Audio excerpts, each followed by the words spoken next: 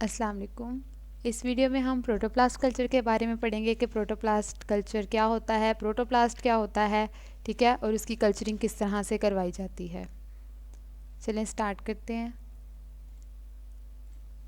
Protoplast क्या होता है? प्रोटोप्लास्ट ऐसे प्लांट सेल्स हैं जिसके अंदर यानी कि एक प्लांट सेल है, उसके अंदर सारे कंपोनेंट्स हैं सिवाय सेल वॉल के, तो फिर वो क्या है? वो प्रोटोप्लास्ट है। यानी कि प्रोटोप्लास्ट ऐसे प्लांट सेल्स हैं जिनके अंदर प्लाज्मा मेम्ब्रेन तो है लेकिन सेल वॉल प्रेजेंट नहीं है।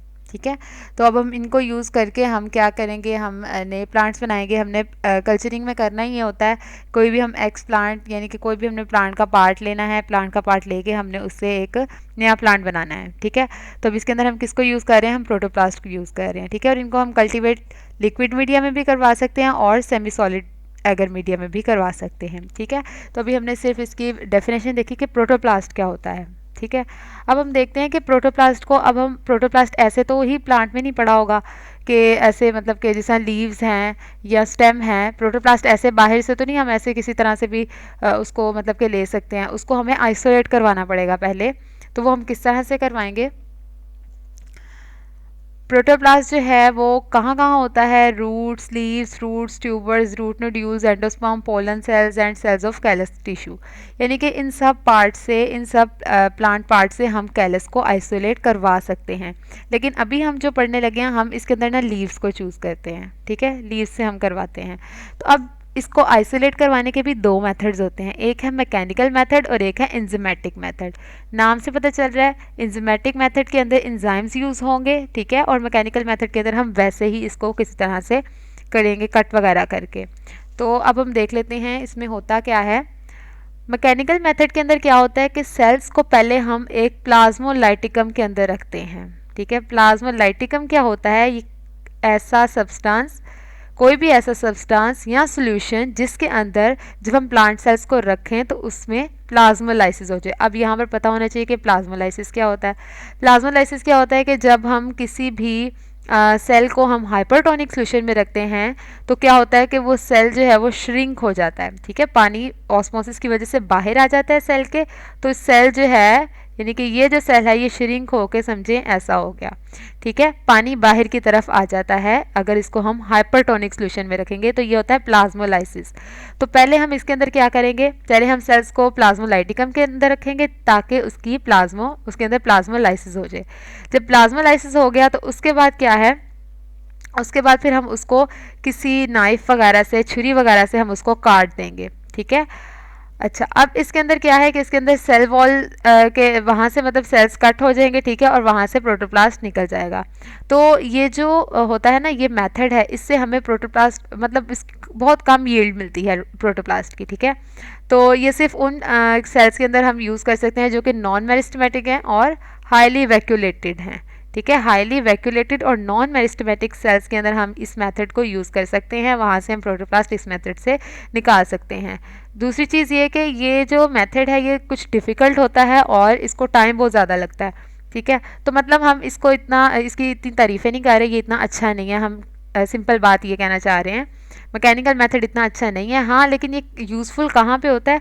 उन सेल्स के लिए जिसके अंदर हमें मतलब कि ये मसला हो कि जो सेल वॉल डिग्रेडिंग एंजाइम्स हैं वो अगर सेल्स को अफेक्ट कर सकते हैं, उनके कोई साइड इफ़ेक्ट्स हैं, फिर हम उसकी जगह जो है हम मैकेनिकल मेथड यूज़ कर सकते हैं। ठीक है, जाहिर सी बात है एंजाइमेटिक मेथड के अंदर हम एंजाइम्स यूज़ करेंगे, अगर उन एंजाइम्स का कोई साइड इफ़ेक्ट होगा, ठीक है, तो फिर उस सूरत में हम क्या है, मैकेनिकल मेथड यूज़ करेंगे। वैसे जो है ये डिफ़िकल्ट है, टाइम कंज्यूमिंग है, और उसके अलावा इससे हमें जो प्रोटोप्लास्ट है वो भी कम मिलता है। ठीक है, तो ये था सारा मैकेनिकल मेथड। फिर उसके बाद नेक्स्ट हम देखते हैं इंजामेटिक मेथड। इंजामेटिक मेथड के अंदर सिंपल सी बात कि हम इसके अंदर क्या यूज़ करेंगे? इंजाइम्स यूज़ करेंगे। ठीक है, इसमें सेल्स को डैमेज नहीं किया जाएगा, ना उनको तोड़ा जाएगा। जैसे पहले वाले के अंदर सेल्स को डैमेज किया जा रहा है, काटा जा रहा है, इसमें ऐसा कुछ नहीं होगा। ठीक है, और इसमें हमें प्रोटोप्लास्ट भी ज़्यादा मिलेगा। फिर उसके अलावा इसके अंदर श्रिंकेज जो है, ऑस्मोटिक श्रिंकेज हमने करवाई थी, प्लाज्मोलाइसिस है, वो इसमें कम होगा। ठीक है, अच्छा, अब इसके अंदर हम देख लेते हैं इंजामेटिक मेथड जो है, इसके भी आगे हैं, दो टाइप्स हैं। ठीक है, एक है सिक्वेंशियल इंजामेटिक और एक है मिक्स्ड इंजामेटिक। सिक्वेंशियल इंजामेटिक नाम से पता चल रहा है, मतलब इसमें ये होगा कि दो स्टेप्स में होगा। ठीक है, ये 2 स्टेप्स में होगा। होगा क्या, पहले हमने क्या करना है, जो प्लांट टिश्यू है, मैसेरेटेड प्लांट टिश्यू यानी कि जो हमने प्लांट टिश्यू लिया है उसको हमने पहले क्या करना है, हमने उसको पैक्टीनेज में इंक्यूबेट करना है, मतलब हमने उसको पैक्टीनेज में रखना है और उससे पैक्टीनेज से क्या होगा कि हमें सेल्स मिलेंगे, सिंगल सेल्स मिलेंगे, ठीक है। फिर उसके बाद हमने क्या करना है, फिर हमने उसको सेलुलेस में रखना है, सेलुलेस से ट्रीट करवाना है, तो उससे हमें फिर उसके अंदर से प्रोटोप्लास्ट निकल जाएगा। ये यहाँ से हम देखते हैं ये वाला। अच्छा, इसके अंदर जो भी हम कल्चरिंग के अंदर इस पूरे के अंदर हम जो भी काम कर रहे हैं, हमने उसके अंदर एक चीज़ मस्ट है, स्टेरिलाइजेशन, यानी कि हर स्टेप के अंदर, हर चीज़ के अंदर जो भी चीज़ हमने यूज़ करनी है, क्योंकि ये प्लांट टिश्यू कल्चर है, प्लांट टिश्यू कल्चर के अंदर जो भी छोटे से छोटा काम हो रहा है उसके अंदर स्टेरिलाइजेशन जो है वो बहुत इंपॉर्टेंट है, ठीक है। सब काम जो है एसेप्टिक कंडीशंस में होता है, तो लीफ की स्टेरिलाइजेशन, जो हम इंस्ट्रूमेंट्स वगैरह यूज़ कर रहे हैं उन सब की स्टेरिलाइजेशन, ये सब लिखना ज़रूरी है। तो सबसे पहले हम, क्योंकि इसमें लीफ यूज़ कर रहे हैं, लीफ की स्टेरिलाइजेशन करेंगे, ठीक है, रिमूवल ऑफ एपिडर्मिस। फिर उसके बाद ये दो आगे पहला हमने जो पहला वाला जो मैंने बताया सिक्वेंशियल वाला, ये वो वाला है।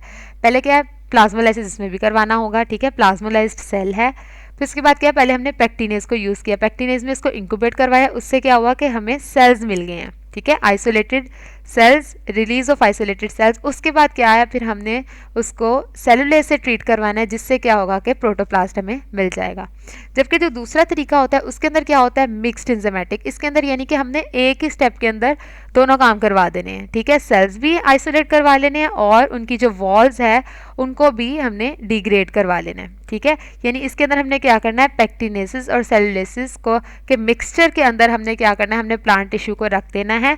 उससे क्या होगा कि एक ही बार में सेपरेट भी हो जाएंगे सेल्स और उनकी वॉल्स जो हैं वो भी डिग्रेड हो जाएंगी, ठीक है। तो ये हमें इस तरह से पता चल गए हैं दोनों तरीके एंजाइमेटिक मेथड के।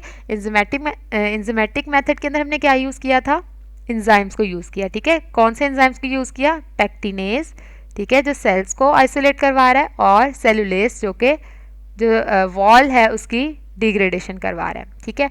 तो ये हमने दो इसके अंदर एंजाइम्स यूज़ किए हैं। सिक्वेंशियल के अंदर हमने दो स्टेप्स में यूज़ किए हैं और मिक्स्ड के अंदर हमने एक ही स्टेप के अंदर दोनों काम करवा लिए हैं, ठीक है। तो ये था एंजाइमेटिक मेथड, और ये ज़्यादा बेहतर क्यों है, एक तो ये कि इसके अंदर सेल्स जो हैं वो डैमेज नहीं हो रहे। फिर उसके अलावा इसके अंदर हम एक और चीज़ ऐड कर सकते हैं कि ये टाइम कंज्यूमिंग नहीं है, यानी मैकेनिकल मेथड की तरह ये उतना ज़्यादा डिफ़िकल्ट नहीं है। तो ये इसलिए हम जो है एंजाइमेटिक मेथड को यूज़ करते हैं। लेकिन अगर इनका ये जो हम एंजाइम्स यूज़ करें इनका कोई साइड इफ़ेक्ट हो रहा है तो फिर हम क्या करें, फिर हम मैकेनिकल मेथड को यूज़ कर सकते हैं।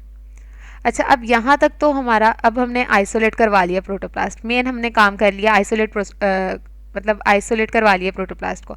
अब हमने उसकी कल्चरिंग करनी है। कल्चरिंग के अंदर अब जो स्टेप्स आते हैं वो हम देख लेते हैं। अच्छा, अब जो आइसोलेटेड प्रोटोप्लास्ट है उसको हम लिक्विड में भी, जिस तरह शुरू में हमने कहा, लिक्विड मीडिया में भी हम इसको कल्चर करवा सकते हैं और सेमी सॉलिड एगर मीडिया के अंदर भी करवा सकते हैं।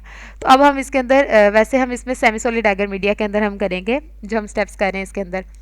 सबसे पहली चीज़ के जो आइसोलेटेड प्रोटोप्लास्ट है, अच्छा फिर यहाँ पर आगे क्लीन वाली बात, जैसे मैंने कहा कि हर चीज़ को जो है वो स्टेरलाइज करना है, क्लीन करना है, बार बार इसके अंदर जो है ना ये चीज़ रिपीट करनी है, मतलब इसके अंदर ये चीज़ रिपीट करनी है कि हर चीज़ को मतलब कि क्लीन करना है और स्टेरलाइज करना वगैरह। तो अब ये जो हमने प्रोटोप्लास्ट आइसोलेट करवाया इसकी क्लीनिंग की क्यों ज़रूरत पड़ती है, अब यहाँ पर ये क्वेश्चन आता है कि ये तो सेल के अंदर से निकला, इसकी क्लीनिंग की क्यों ज़रूरत पड़ती है। वो इसलिए क्योंकि जो आइसोलेटेड प्रोटोप्लास्ट है, अब चूँकि ये इंजाइम्स के अंदर से था, ठीक है, जिस तरह एंजाइमेटिक मेथड के अंदर इंजाइम्स यूज़ हुए हैं, तो अगर कोई इंजाइम वगैरह है, ठीक है, तो वो वहाँ से जो है वो साफ़ हो जाए। दूसरी चीज़ ये कि जो इसके अंदर होगा, यानी कि जो सेल डेब्रिस वगैरह है, जो इसकी जो सेल वॉल वगैरह उतरी है उसका कोई गंदमंद उसके साथ लगा हो सकता है, ठीक है। तो इसलिए इसको हम इसको हम क्लीन करवाते हैं bye centrifugation and decantation method, ठीक है। इसको हमने क्या करना है, सेंट्रीफ्यूगेशन पता होगा क्या करते हैं कि हम उसको क्या कहते हैं, यानी कि उसको हम क्या कहते हैं उसको, यानी कि हम उसको करवाते हैं, रोटेट करवाते हैं, ठीक है, जो भी टेस्ट ट्यूब है उसके अंदर, ठीक है। तो फिर उसके बाद क्या है कि जो डेब्रिस वगैरह है वो नीचे बैठ जाता है, ठीक है। उसके बाद जो है, अच्छा अब हमने क्या करना है, अब हमने प्रोटोप्लास्ट जो सोल्यूशन है हमारा, जो हमने क्लीन वगैरह कर लिया, अब इसके बाद हमने क्या करना है, हमने इसको स्टेराइल और कूल्ड मोल्टन न्यूट्रिएंट मीडियम में रख देना। अब यहाँ पर फिर स्टेराइल की बात आ गई, यानी कि जो अब हम जो हमारा मोल्टन न्यूट्रिएंट मीडियम है, जो क्या था semi solid agar media plates जो है, इसके अंदर अब हमने इसको डाल देना है। ठीक है, अब हमने इसको मिक्स कैसे करना है, अब हमने हाथों से इसको मिक्स नहीं करना, हमने पेट्री डिश को हमने रोटेट करना है ताकि ये मिक्स हो जाए। ठीक हो गया, अब ये मिक्स हो गया। इसके बाद अब क्या करेंगे, अच्छा यहाँ पर हम ना साथ ही इसको देख लेते हैं कि एक यंग प्लांट था, वहाँ से हमने लिया एक्स प्लांट। एक्स प्लांट क्या होता है, जिस भी हमने जो भी हमने प्लांट का पार्ट लिया है जिससे हम कोई चीज़ मतलब कि हमने लेनी है जिसको आगे हम रीजनरेट करवाएंगे, तो हमने लीफ ले लिया। पहले हमने लीफ की स्टरलाइजेशन की सबसे पहले, फिर हमने उसकी एपिडर्मिस को पील किया जैसे हमने शुरू में कहा था। ठीक है, फिर उसके बाद हमने क्या करना है, पील्ड ये लीफ सेगमेंट्स ये हैं हमारे, फिर हमने इसकी प्लाज्मोलाइसिस करवाई। प्लाज्मोलाइसिस करवाने के बाद फिर हमने यहाँ पर ये क्या कहते हैं उसको उसका एंजाइमेटिक ट्रीटमेंट करवा लिया। ठीक है, और ये हम देख सकते हैं सेल वॉल की डाइजेशन हो गई और प्रोटोप्लास्ट मिल गया। उसके बाद हमने जो है वो इसकी सेंट्रीफिकेशन करवा ली है। ठीक है, मतलब उसको वॉश वगैरह करके सेंट्रीफिकेशन करवा ली है, जो कि पीछे मेरे माइंड में नहीं आ रहा था बोलना। तो ये हम देख सकते हैं कि डेब्रिस सॉरी ऊपर आ गया और ये नीचे प्रोटोप्लास्ट बैठ गया। यहाँ से हमने प्रोटोप्लास्ट को हमने ले लिया है। ठीक है, अब हमने इसको यहाँ पर आइसोलेटेड प्रोटोप्लास्ट को एगर प्लेट्स के ऊपर हमने वहाँ पर डाल दिया है। ठीक है, अब वहाँ पर क्या है, उसको हमने अच्छी तरह से मतलब कि उसको जो प्लेट है उसको रोटेट करके हमने उसको कर दिया है, मिक्स कर दिया है। ठीक है, इसके बाद क्या होगा, यहाँ पर सेल वॉल बनने लग जाएगी। अब जाहिर सी बात है, जो न्यूट्रिएंट्स मिल रहे हैं उन्होंने अपना काम किया, यहाँ पर सेल वॉल रीजनरेशन हुई है, उसके बाद क्लम्प्स ऑफ सेल्स बनने लग जाएंगे और फिर कैलस टिश्यू में नजर आएगा। अच्छा, कैलस क्या होता है, कैलस होते हैं unspecialised unorganised dividing mass of cells. तो यहाँ पर अब क्या बन गया, कैलस बन गया। ठीक है, अब यहाँ पर हम इसके आगे स्टेप्स देख लेते हैं। वही बात कि हमने ये यहाँ तक हमने पढ़ लिया था, अभी हमने उनको उसके अंदर डाला और उसको हमने रोटेट करके उसको मिक्स कर दिया, फिर हमने उसको सील कर देना है। ठीक है, उसको सेट होने के लिए रख देना है, उसको सील कर देना है पैराफिन फिल्म से और उसको इंक्यूबेट कर देना है। ठीक है, अब क्या है कि उसके अंदर सेल डिविजन्स होंगी और फिर वहाँ पर कैलस बन जाएगा, जैसे अभी हमने पीछे देखा यहाँ पर कैलस बन जाएगा 2 से 3 वीक्स में। ठीक है, अच्छा अब यहाँ पर कैलस है उसको हम उसकी हम सब कल्चरिंग करवाएंगे। सब कल्चरिंग क्या होता है, ऑन फ्रेश मीडियम। अब यहाँ पर इन्होंने ऐसे शो नहीं किया हुआ कि ये हमने मतलब ये अब यहाँ पर फॉर एग्जांपल अब ये स्टेज आ गई है। ठीक है, अगर फॉर एग्जांपल ये स्टेज आ गई, अच्छा अब यहाँ पर जो न्यूट्रिएंट्स थे, अब वो जाहिर सी बात है इसने यूज़ करके वो यहाँ तक इसके अंदर इतनी जो तरक्की हुई है इन न्यूट्रिएंट्स को यूज़ करके हुई है, तो अब वो न्यूट्रिएंट्स तो ख़त्म हो गए हैं। ठीक है, अब इसको मज़ीद आगे काम करने के लिए मज़ीद न्यूट्रिएंट्स चाहिए, तो फिर हम उसको क्या करेंगे, उसको फ्रेश मीडियम के ऊपर ट्रांसफ़र करवा देते हैं। ठीक है, तो उसको फिर हम क्या कहते हैं, उसको हम सब कल्चरिंग कहते हैं। ठीक है, यानी कि हम क्या करते हैं, हमने कैलस को जो कैलस बना है उसको हमने फ्रेश मीडियम के ऊपर ट्रांसफ़र करवा दिया, वहाँ पर अब न्यूट्रिएंट्स हैं, सब कुछ है, तो इसको फिर हम इस स्टेज को या इस स्टेप को हम सब कल्चरिंग कहते हैं। ठीक है, ये तकरीबन सारे जो क्या कहते हैं कल्चरिंग के हैं, प्रोटोप्लास्ट कल्चर है, उसके अलावा ये जो कैलस कल्चर है, इस सब के अंदर जो सब कल्चरिंग का वर्ड आएगा वहाँ पर ये यूज़ होगा। अच्छा, अब यहाँ पर कैलस बन गया। अब कैलस से आगे क्या होता है, अब कंप्लीट प्लांट बनने के 2 तरीके हैं, या तो ऑर्गेनोजेनेसिस होगा या एम्ब्रियोजेनेसिस होगा। ठीक है, मेन हमारी बात यहाँ पर ख़त्म हो गई है, प्रोटोप्लास्ट से हमारा कैलस बन गया, मेन चीज़ हमने यहाँ पर बनानी है कैलस। कैलस से आगे फिर ऑर्गेनोजेनेसिस और एम्ब्रियोजेनेसिस होकर किस तरह से प्लांट बनेगा वो एक अलग चीज़ है। ठीक है, तो ऑर्गेनोजेनेसिस क्या होता है, ऑर्गेनोजेनेसिस नाम से पता चल रहा है, ये जो क्या कहते हैं सॉरी एम्ब्रियोजेनेसिस क्या होता है, इसमें एम्ब्रियो बनेगा कैलस से। ठीक है, और फिर उसके बाद आगे प्लांट जो है वो बन जाएगा। और ऑर्गेनोजेनेसिस के अंदर क्या होगा कि कैलस से जो प्लांट के ऑर्गन्स बनेंगे, डायरेक्टली जो है वो प्लांट के ऑर्गन बनेंगे, जैसे क्या स्टेम, रूट्स, लीव्स वगैरह। ठीक है, तो ये अलग से मतलब कि इनके डिटेल में हम पढ़ेंगे, ऑर्गेनोजेनेसिस भी और एम्ब्रियोजेनेसिस भी। उसके अलावा इसके जो प्रोटोप्लास्ट है, प्रोटोप्लास्ट कल्चर, इसके अंदर आगे एक और टॉपिक आता है प्रोटोप्लास्ट फ्यूजन। ठीक है, अगर प्रोटोप्लास्ट कल्चर आता है, हमें क्वेश्चन आता है, तो उसके अंदर हम सिर्फ इतना लिखेंगे इसके स्टेप्स और ये यहाँ तक प्रोटोप्लास्ट कल्चर ख़त्म हो जाता है। जो प्रोटोप्लास्ट फ्यूजन है वो हम मेरा ख्याल वो टॉपिक है सोमैटिक हाइब्रिडाइजेशन। ठीक है, उसके अंदर वो हम नेक्स्ट वीडियो के अंदर इंशाल्लाह पढ़ेंगे। तो ये एक बार रिवाइज़ कर लेते हैं। प्रोटोप्लास्ट कल्चर के अंदर क्या, पहले हमने प्रोटोप्लास्ट की डेफिनेशन पढ़ी है, प्रोटोप्लास्ट क्या होता है, सेल वॉल के बगैर जो सेल होता है वो प्रोटोप्लास्ट होता है, प्लांट सेल, ठीक है। फिर हम इसके अंदर जाहिर सी बात है प्रोटोप्लास्ट को आइसोलेट करवाने के लिए हमने उसकी सेल वॉल को रिमूव करवाना है। उसमें 2 मेथड्स हैं, मैकेनिकल, इंजामेटिक। मैकेनिकल के अंदर हमने क्या किया, उसकी प्लाज्मोलाइसिस करवा के हमने उसको कट कर लिया, ठीक है। हमने कहा ये इतना अच्छा मेथड नहीं है, लेकिन जहाँ पर जो इंजाइम्स हैं उनके साइड इफ़ेक्ट्स होते हैं तो फिर वहाँ पर हम इसको यूज़ कर लेते हैं। फिर इंजामेटिक के अंदर क्या है, ये हमने कहा ये बेहतर है, इसमें सेल्स टूटते नहीं हैं, ऑस्मोटिक श्रिंकेज कम होती है, ठीक है।